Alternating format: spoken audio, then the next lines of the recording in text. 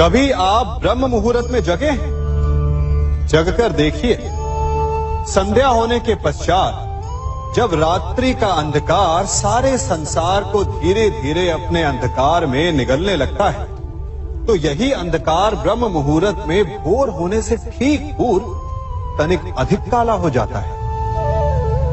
कुछ समझे?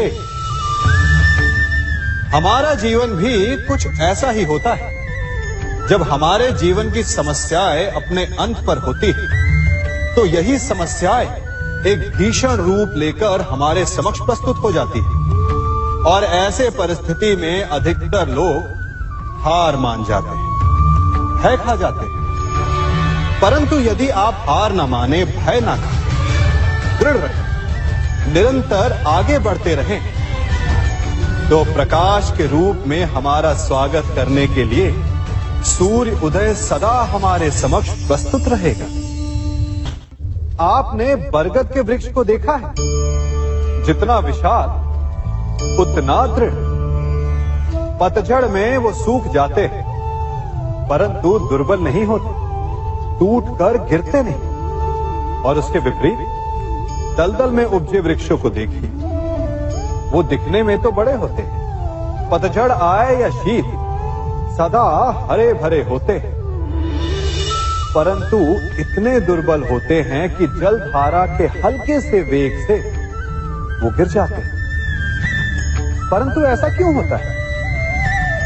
कारण है जड़ें। जिसकी जड़ें दृढ़ भूमि में है, वो हर चक्रवात, हर ऋतुओं को सह लेता है, और जिसकी जड़ें दलदल में है, वो स्वयं की जड़ों को दुर्बल बना लेता है।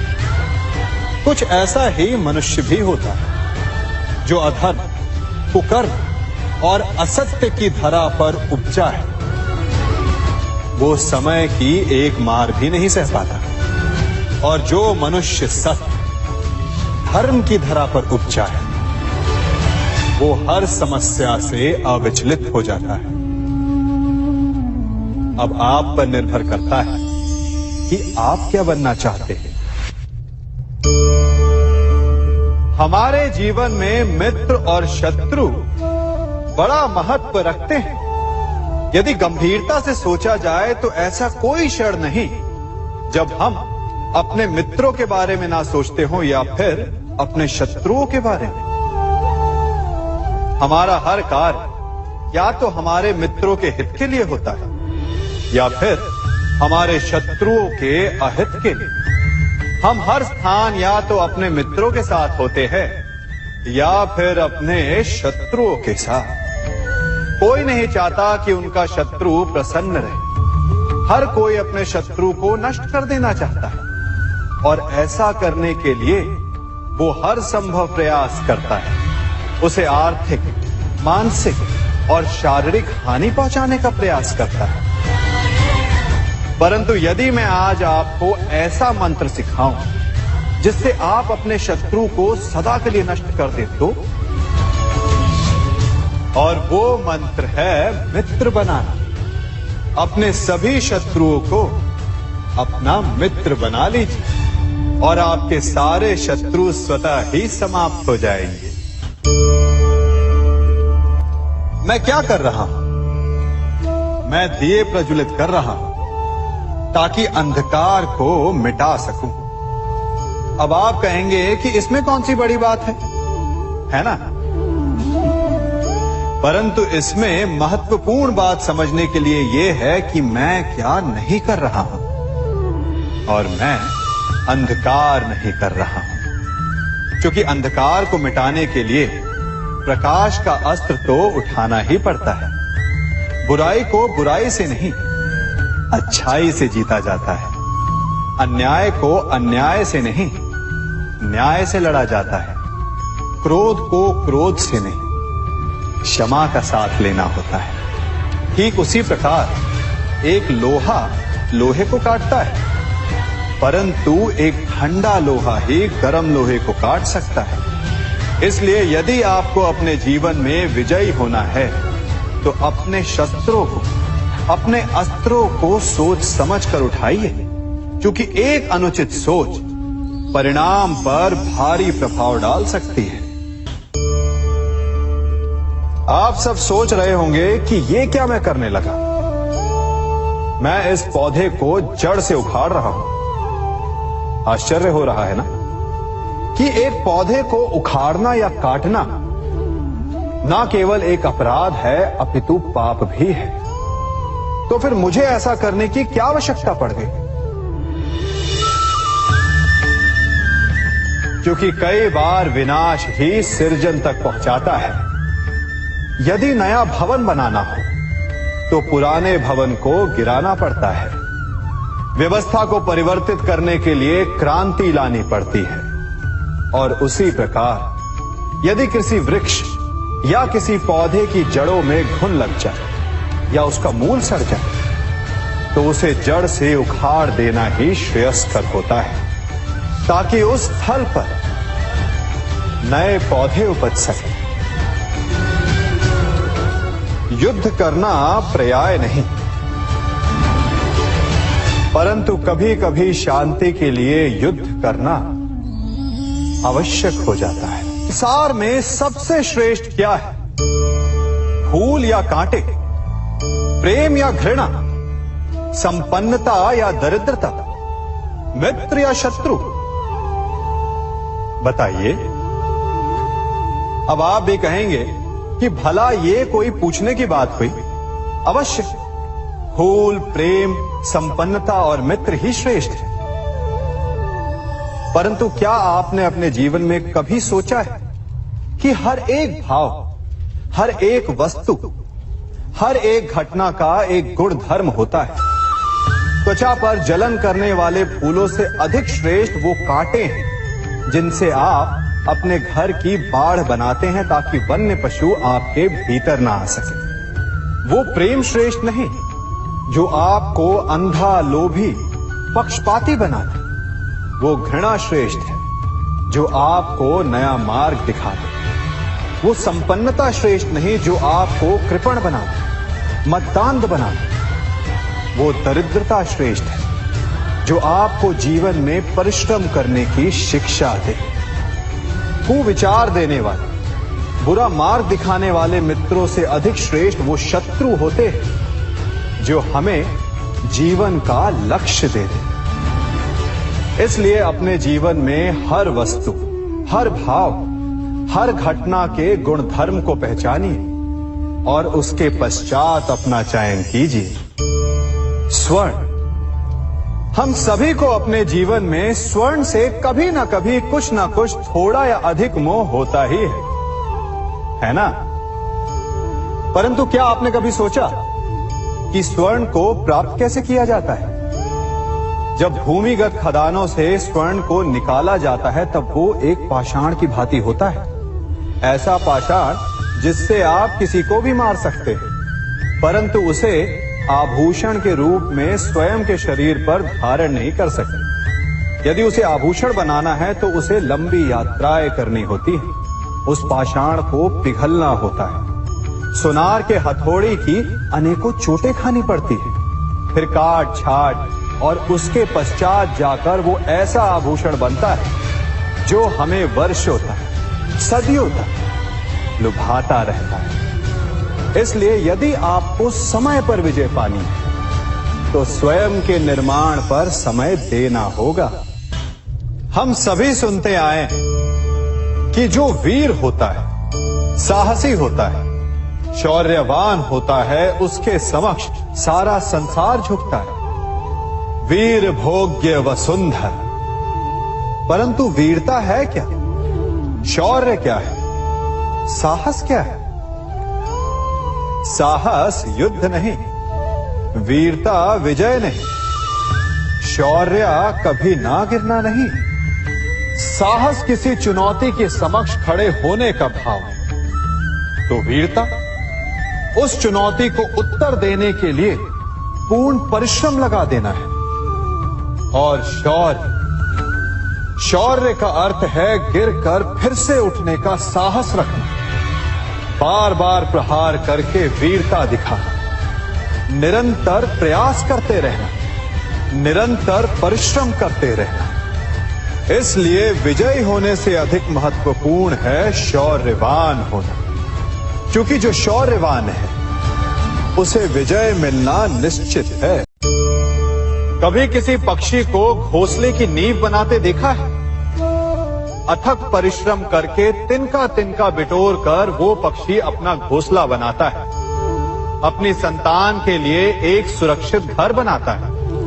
और फिर कहीं से तीव्र आंधी आती है, भारी वर्षा होती है और उसका घोंसला तिनका तिनका करके बिखर जाता है।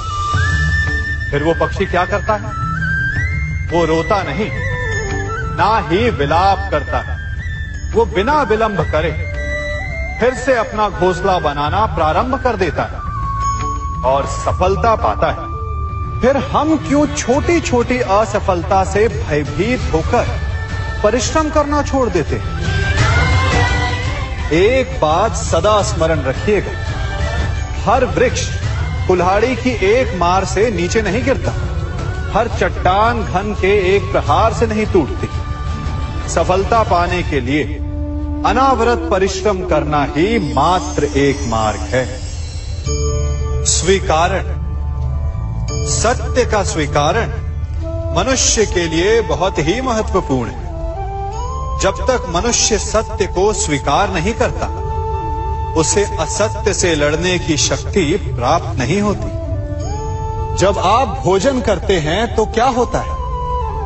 आपका पेट स्वीकारता है कि वो भर चुका है और आप भोजन करना बंद कर देते हैं। जब आपको निद्रा आती है तो क्या होता है?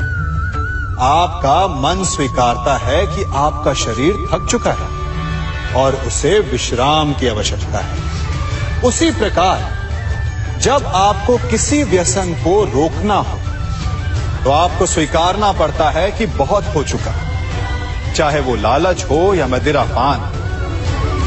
उस व्यसन का त्यागना तभी प्रारंभ होता है जब आप ये स्वीकार कर लेते हैं कि आप उस व्यसन के बंधक हैं। हम में से ऐसा कोई नहीं जिनकी परछाई उनसे दूर रहती। हमारी परछाई सदैव हमारे साथ रहती है। कदाचित हमारी परछाई हमारे कर्मों के फलों का संकेत है। कदाचित इसी कारण कई बार हमें अपनी परछाई से भय भी लगता है, परंतु इस भय से निवारण पाने का एक साधन अवश्य है। वो है सूर्य की ओर मुख करना या किसी प्रकाश के स्रोत की ओर मुख करना, क्योंकि तब हमें हमारी परछाई दिखाई नहीं देती। यदि इसे जीवन के संदर्भ में देखें तो ये प्रकाश का स्रोत शुभ कर्मों की चेतना है।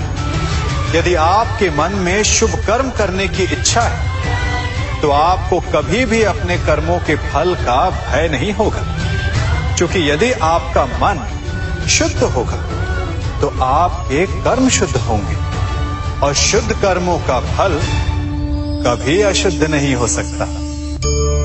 आज मैं आप सबको एक कथा सुनाता हूं। एक दिन प्रातः एक व्यापारी अपने घर से निकला। घर से निकलते ही एक बिल्ली ने उस व्यापारी का मार्ग काट दी। व्यापारी घबरा गया। वो फिर से घर लौट गया और शुभ घड़ी की प्रतीक्षा करने लगा। और जब वो पुनः अपने घर से निकला तब वो वाहन जा चुका था जिससे राजा तक पहुंचकर उसे भेंट देनी थी।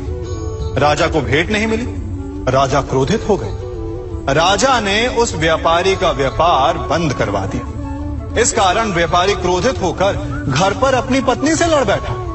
पत्नी अपने बच्चों समेत मैके वापस चली गई और उस व्यापारी के जीवन में यदि कुछ रह गया था तो केवल अंधकार। और इन सब का कारण वो उस बिल्ली को मानता रहा जिसने उसका मार्ग काटा था। ऐसा ही एक दूसरा व्यापारी राजा को भेंट देने निकला और उस व्यापारी का मार्ग भी एक बिल्ली ने काट दिया। वो व्यापारी तनिक घबराया, परंतु उसने आगे बढ़ना अधिक उचित समझा। राजा तक वो समय पर पहुंचा। उसने राजा को भेंट दी। राजा प्रसन्न हुए और राजा ने व्यापारी को अपना व्यापार बढ़ाने की अनुमति दी। स्वर्ण आभूषण दिए। जब व्यापारी घर पर पहुंचा तो पत्नी को आभूषण और अपने बच्चों को देने के लिए वस्त्र थे उसके पास।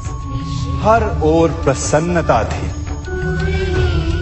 समझ रहे हैं ना, दोनों के साथ एक ही प्रकार की घटना हुई, परंतु दोनों की प्रतिक्रिया भिन्न थी। ऐसा ही हमारा जीवन भी है। हमारे जीवन में प्रारब्ध का अपना स्थान है, परंतु उससे कई अधिक महत्वपूर्ण हमारी प्रतिक्रिया, हमारे सोच का प्रभाव है। क्योंकि यही हमारे जीवन को आकार देते हैं। इसलिए अपनी सोच को सकारात्मक रखिए। आपका जीवन सदैव आनंदमय रहेगा। आप इन दो पात्रों को देख रहे हैं। मेरे इस पात्र में जल है और ये पात्र मिष्ठान से भरा हुआ है। दोनों ही पात्र भरे हैं, परंतु देखिए, मिश्री को जल में मिला दिया। जल ने मिश्री को अपना लिया। मिश्री ने अपना अस्तित्व खो दिया, परंतु जल को अभिमान है कि उसका अस्तित्व अभी भी बना हुआ है। परंतु जो इस जल को चखेगा उसे अवश्य पता चल जाएगा कि ये जल अब वो जल नहीं रहा, ये अब शरबत बन गया। हमारा त्याग, हमारे बलिदान भी ऐसे ही होते हैं। जो इस बात को अनुभव करते हैं वो समझ सकते हैं कि कैसे हमने समय की धारा को बदल दिया। जो बलिदान देते हैं उनका अस्तित्व कभी नष्ट नहीं होता, अपितु उनका बलिदान संसार में कुछ ना कुछ परिवर्तन अवश्य लाता है। हम सभी कभी ना कभी, कहीं ना कहीं अपने जीवन में यात्रा अवश्य करते हैं। हमारी यात्रा में कभी पक्के रास्ते आते हैं तो कभी कच्चे रास्ते। पक्के रास्ते मनुष्य बनाता है और कच्चे रास्ते जानते हैं कैसे बनते हैं? चलते चलते बन जाते हैं। जब लोग एक स्थान से जाते हैं तो पैरों के दबाव से नीचे की घास कुचल जाती है। बार बार उस मार्ग से जाने से धीरे धीरे मार्ग स्वतः ही बन जाता है। और यही जीवन है, यही नियति है। जब आपके जीवन में आपको मार्ग ना मिले तो रुकिए नहीं, आगे बढ़ते रहिए और आपके पैरों के दबाव से मार्ग स्वतः ही बन जाएगा। हम सभी अपने जीवन में सफलता चाहते हैं, है ना? उसके लिए हम रात दिन परिश्रम करते हैं, कड़ी मेहनत करते हैं, परंतु फिर भी असफल हो जाते हैं। परंतु ऐसा क्यों होता है? कभी सोचा आप सबने? क्योंकि सफलता पाने का मंत्र बड़ा कठिन नहीं, बड़ा सरल है। उचित विचार, उचित समय, उचित स्थान पर उचित प्रहार। जब आपके विचार, समय, स्थान और प्रहार यानी परिश्रम उचित है तो सफलता आप ही को मिलेगी। जिस प्रकार एक लोहार लोहे से कुछ बनाते समय उस लोहे के सही ताप तक के आने की प्रतीक्षा करता है और समय आने पर उचित स्थान पर पर्याप्त बल से प्रहार करता है और लोहा आकार ले लेता है, ठीक उसी प्रकार आपकी सफलता भी आकार लेती है। हम सभी को अपने जीवन में कभी ना कभी निराशा मिलती है, असफलता मिलती है और अधिकतर लोग इसके पश्चात भाग्य का रोना लेकर बैठ जाते हैं। कुछ कहते हैं कि जिस स्थान पर मैं हूं उससे कई ऊंचे स्थान पर होने के योग्य था, परंतु नहीं जा पाया। किसी को पीड़ा है कि उसे जो मिलना चाहिए था वो उसे नहीं मिला। भाग्य ही बुरा था। भाग्य क्या होता है? भाग्य वन में खिला पुष्प देवताओं को चढ़ाया जाएगा या किसी सुंदरी की वेणी में वो सजेगा या फिर उसे कुचल कर उत्पाद बना दिया जाएगा ये सब एक पुष्प के नियंत्रण में नहीं होता, परंतु जब तक उस पुष्प का अस्तित्व है, सुगंध बिखेरना उसके वश में अवश्य है। परंतु भाग्य हमारे वश में नहीं, और जो हमारे वश में नहीं उसके लिए दुखी होने से क्या होगा। कर्म पर वश है, वो कीजिए और धीरे धीरे भाग्य आपके वश में आ जाएगा, क्योंकि कर्म ही प्रधान है। मनुष्य की सबसे बड़ी दुर्बलता क्या होती है? सोचिए। धन, प्रेम, अहंकार। मनुष्य की सबसे बड़ी दुर्बलता होती है उसके रहस्य। चाहे आप कितने भी शक्तिशाली क्यों ना हो, कितने भी प्रबल क्यों ना हो, परंतु उसके रहस्य उसके नाश की चाबी होती है। इसलिए यदि प्रबल रहना है, शक्तिशाली रहना है, समर्थ रहना है, तो अपने रहस्य को किसी को भी ना बताएं, ना मित्र को और ना ही शत्रु को, क्योंकि समय पड़ने पर कब कौन शत्रु हो जाए ऐसा कहना संभव नहीं। विभीषण को रावण के अमृत कुंड का ज्ञात था, इसीलिए प्रभु श्री राम रावण का वध करने में सफल हो सके। इसलिए उचित यही है कि आप अपने रहस्य को स्वयं तक ही सीमित रखें। मनुष्य का मन बड़ा विचित्र होता है, कल्पना में ही विकास करता है, संपन्न भविष्य का स्वप्न देखता है और कल्पना में ही जो नहीं हुआ उससे भय खाता है। और यही भय मनुष्य का सबसे बड़ा शत्रु है। हमारे भविष्य के मार्ग में, हमारे आनंद के मार्ग में सबसे बड़ी बाधा है। अब आप लोग मुझसे पूछेंगे कि इसका तोड़ क्या है, भय से मुक्ति कैसे पाई जाए? तो ये प्रश्न आप स्वयं से पूछिए। तनिक सोचिए, जब आप एक सुंदर भविष्य की कामना करते हैं तो उसे पाने के लिए आप परिश्रम करते हैं ना। ठीक उसी प्रकार भय से मुक्ति पाने के लिए आप उससे लड़ जाएं और उसका निवारण आपको स्वतः ही मिल जाएगा। इसलिए जब भी भय आपको सताए तो उससे भागे नहीं, उससे घबराए नहीं, क्योंकि भय का काम ही होता है आपको भयभीत करना। इसलिए जब भी भय आप पर आक्रमण करे तो आप भी उस पर पहले ही आक्रमण कर दें। हम सब मित्रों के साथ रहना चाहते हैं, शत्रुओं से दूर रहना चाहते हैं। क्यों? क्योंकि हमें जीवन में आनंद पाना है, जीवन में आगे बढ़ना है, स्वयं को संपन्न देखना है। और यदि किसी से भी आप पूछेंगे कि जीवन में सफलता पाने के लिए सबसे अधिक आवश्यकता किसकी होती है, तो हर एक आपको लगभग एक ही उत्तर देगा। सफलता प्राप्त करने के लिए आपको सच्चे मित्रों की आवश्यकता होती है। परंतु यदि आपको और अधिक सफल होना है तो आपको केवल मित्रों की नहीं, शत्रु की अधिक आवश्यकता है।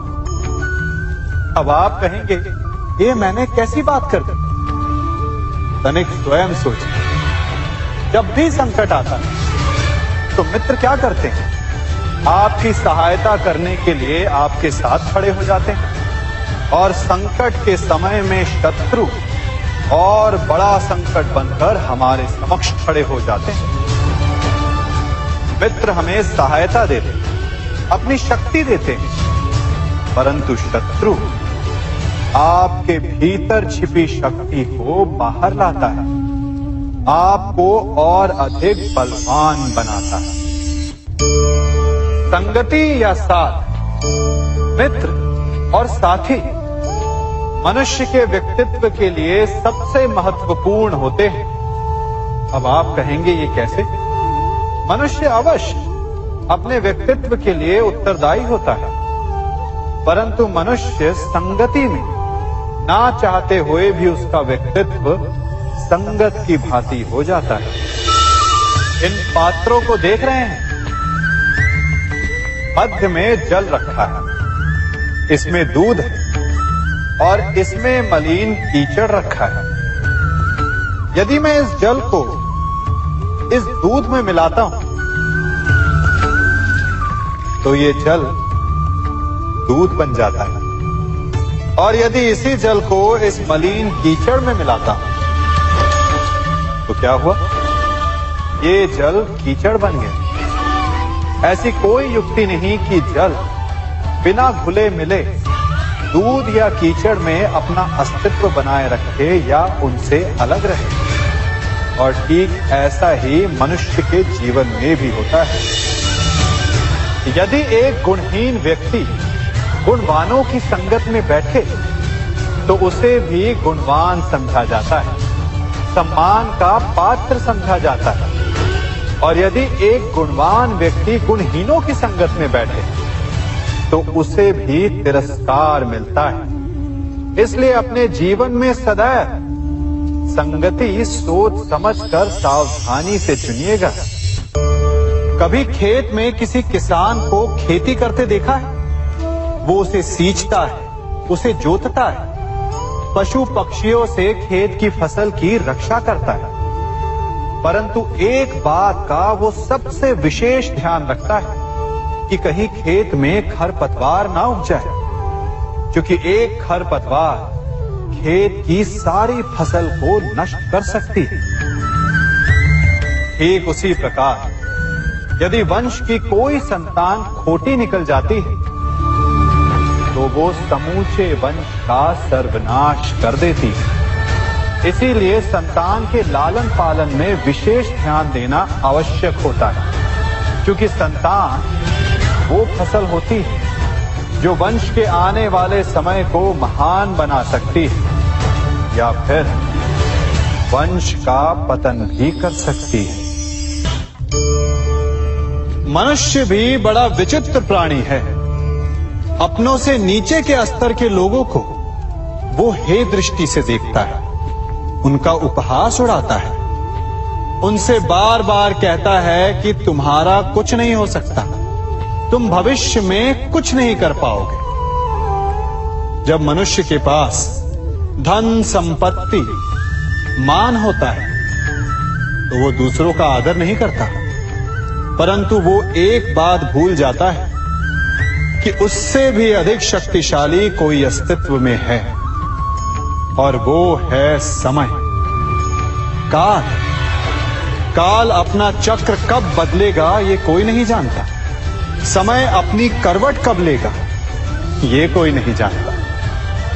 कोयला भी समय के साथ साथ हीरे में परिवर्तित हो जाता है। इसलिए जीवन में कभी भी किसी का भी उपहास नहीं उड़ाना चाहिए।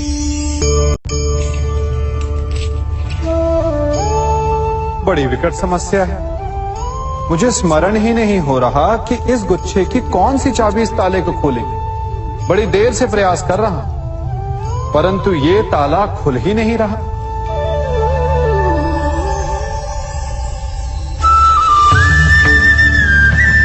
ऐसी परिस्थिति में आप क्या करेंगे? अधिकतर लोग ऐसी परिस्थिति में अपनी आशा खो बैठते हैं। उन्हें लगता है कि चाबी खो गई। वो तिलमिला जाते हैं, क्रोधित हो उठते हैं। परंतु उस समय धैर्य रखें तो गुच्छे की अंतिम चाबी ताला खोल सकती है। कुल्हाड़ी का अंतिम प्रहार वृक्ष को काट के गिरा देता है, परंतु क्या सत्य में कुल्हाड़ी का अंतिम प्रहार वृक्ष को काट के गिरा देता है? आपको आपका लक्ष्य दिला देता है?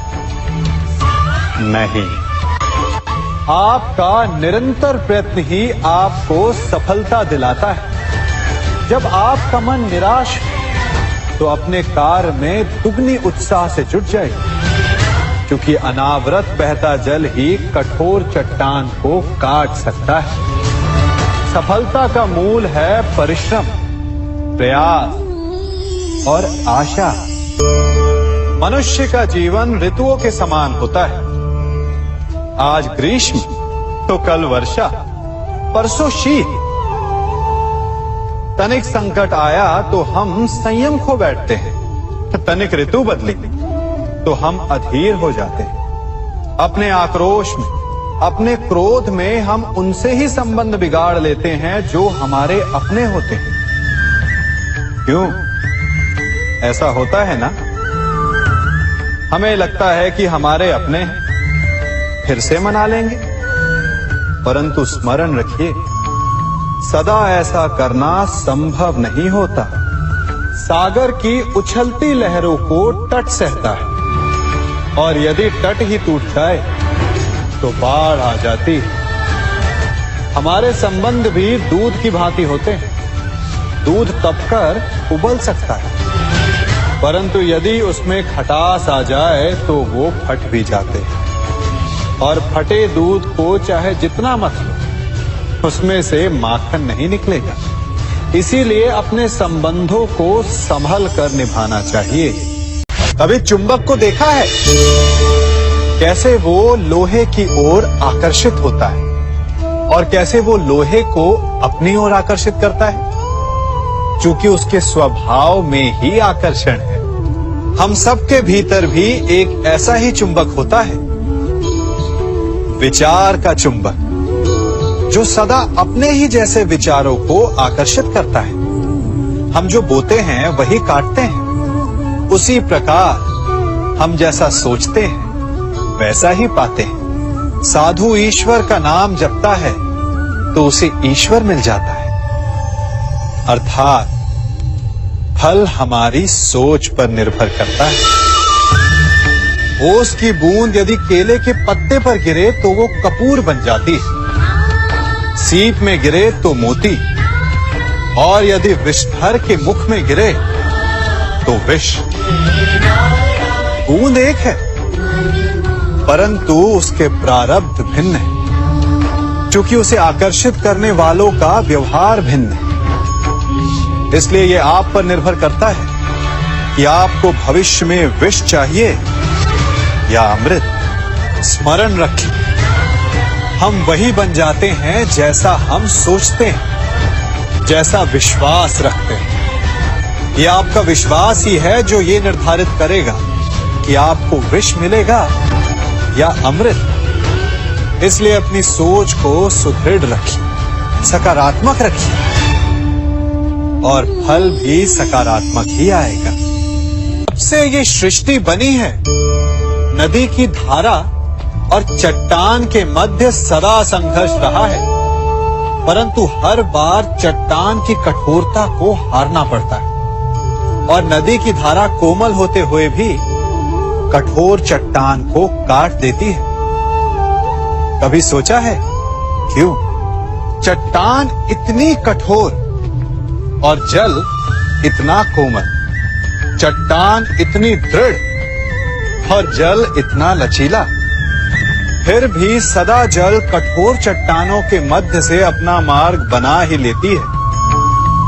कारण केवल एक है, और वो है लगातार चलने की क्षमता। जल बढ़ता रहता है, चट्टान अडिग रहती है। इसी कारण जल चट्टान को काटकर मार्ग बना लेता है। इसलिए लगातार चलते रहिए, रुकिए मत, क्योंकि चट्टान जैसी हर समस्या को आप भी जल की तरह काट सकते हैं। इस फल को देख रहे हैं आप, अभी अभी अपनी डाल से अलग हुआ है। बड़ा दुख होता है ना जब आप अपने उद्गम से अलग होते हैं, परंतु ये दूरी भी आवश्यक है। अब इस फल को ही ले लीजिए। अपने जीवनदाता वृक्ष से अलग होकर ये ना केवल किसी की भूख शांत करेगा, अपितु इसके भीतर के बीज से एक नए वृक्ष का सृजन भी होगा और कई फल जन्मेंगे। सृजन की प्रतिक्रिया में पीड़ा आवश्यक है। यदि पीड़ा नहीं होगी तो सृजन नहीं होगा। पीड़ा अपने उद्गम से दूर होने, पीड़ा अपनों से दूर होने। इस फल की भांति हम मनुष्यों को भी अपने उद्गम से, अपने सगे संबंधियों से अलग होना पड़ता है और यही अलगाव एक नए सृजन को, एक नई सृष्टि को, एक नए विकास को जन्म देता है। इसलिए ऐसे अलगाव से दुखी मत होइए, उसका स्वागत कीजिए, क्योंकि ये विकास की नींव है।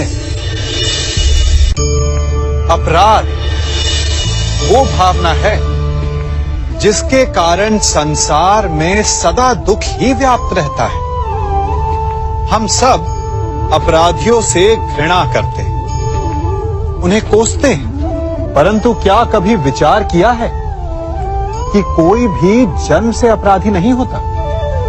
तो ऐसा क्या कारण है कि कोई इतना बुरा बन जाता है कि वो बुराई की सीमाएं ही पार कर जाए? कारण है कामना।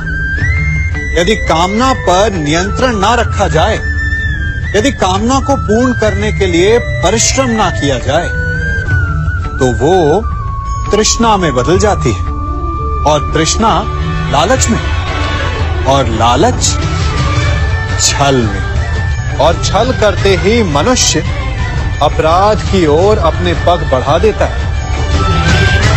इसलिए ये अत्यंत आवश्यक है कि मन की कामनाओं पर नियंत्रण रहे।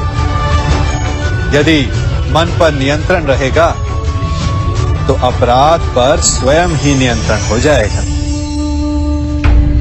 हम सबका मन करता है कि हम जीवन में ऐसे शिखर पर पहुंचे जहां हमसे ऊपर कोई ना हो, जहां हमें कुछ करने की आवश्यकता ना पड़े, है ना? कुछ लोग इस शिखर पर पहुंच भी जाते हैं, परंतु उनका मन सदा विचलित रहता है। इतनी मनोरंजक बात है ना कि जिस विश्राम को पाने के लिए हम इतनी मेहनत करते हैं, इतना परिश्रम करते हैं, वो हमें मिलता ही नहीं। कारण स्वयं सोचिए, वन का राजा होने के पश्चात भी सिंह को अखेट के लिए परिश्रम क्यों करना पड़ता है? सोचिए। मैं बताता हूं, क्योंकि राजा होने का अर्थ ये नहीं कि वो सदा सोता रहे और मृग स्वयं उसके समक्ष आकर कहेगा कि आइए महाराज, मुझे खाकर अपनी भूख मिटाइए।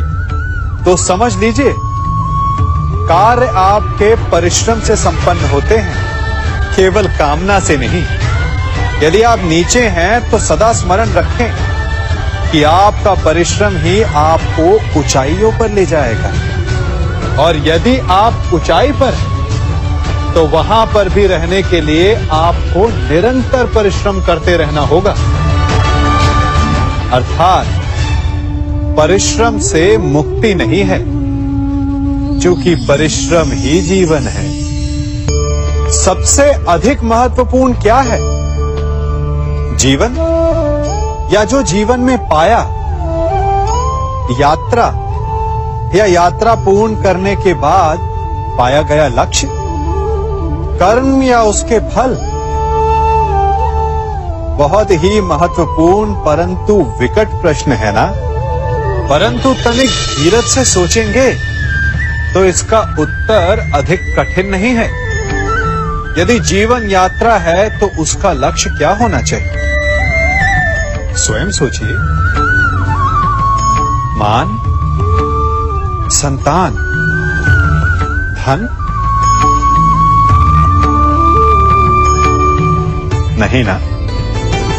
अंतिम लक्ष्य है परम आनंद, और ये अचानक से नहीं मिलता। इसे पाने का केवल एक ही उपाय, और वही आपका कर्म, वही आपकी यात्रा भी, और वही आपका प्रारब्ध भी है। और आपको कौन बताता है कि आपके लिए सही क्या है? वो है आपका मन, जो मस्तिष्क की भांति हानि और लाभ नहीं सोचता, जो आपको ये बताता है कि शुभ किसमें, संसार का कल्याण किसमें, आनंद किसमें। यदि आपका मन संयमित है तो वो आपका सबसे महत्वपूर्ण मार्गदर्शक है, जो आपकी यात्रा, आपका लक्ष्य, आपके कर्म और उसके फलों को सबको शुभ बना सकता है।